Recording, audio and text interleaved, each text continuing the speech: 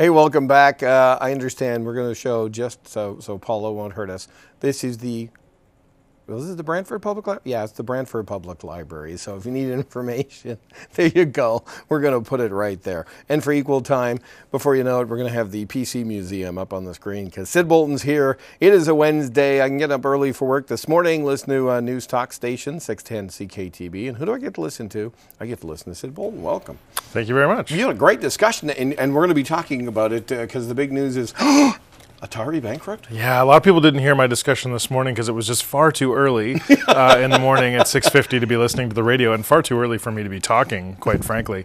But yeah, the big news is that, and of course, being video game related, it's like the internet is sort of a buzz with this right now.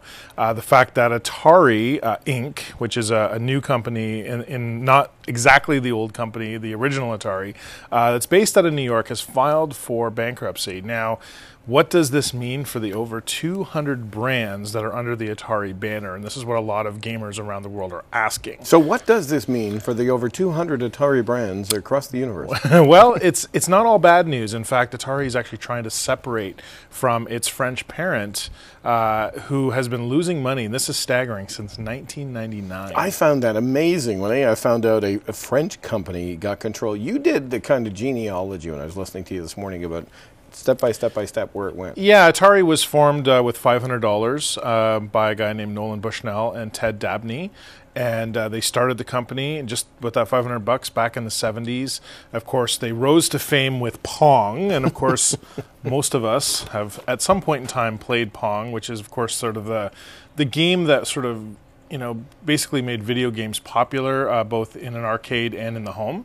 So it's not fair to say that Nolan invented video games, but it is fair to say that he commercialized them and sort of put them on the map in terms of where the direction that we've gone today, that's just gotten bigger and better every single year. My father-in-law had a Pong game. It was Coleco. Right, so it wasn't actually, that would have technically been a knockoff, right, a clone. So it wasn't actually, but it was the same. So back then that was still going on. You Absolutely. You changed one piece, one microchip. Yeah, in fact, Atari did a lot of things to make sure that people didn't clone their games. And of course, they brought out the Atari 2600, which the pack-in game for that was Combat. And the company got purchased by Time Warner and made Nolan a multimillionaire at a fairly young age. And he worked there for a couple more years, and then he went off to form the Chuck E. Cheese restaurant. Really? Yeah, Chuck E. Cheese. How do you keep this information in there? I've got lots of useless information. So anyways, and of course things happened with Atari, and then Atari was hit by the crash in 1983 and actually had a lot of problems, and were eventually sold to the guy that actually started Commodore. Now in the last few years, the assets were bought by Hasbro, and then Hasbro was bought by a French company. And today, this is actually brand new. This is showing one of the franchise pieces, Centipede.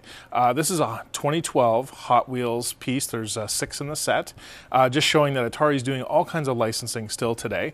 They've got mobile apps, they've got all kinds of stuff. So hopefully what this means, after the bankruptcy clears, they're going after $500 million of refinancing money, and they're hopefully going to bring back all the brands even bigger and better in 2013. I was amazed early this morning. Heard you on the radio talking about this, and Atari at one time employed this guy named Steve?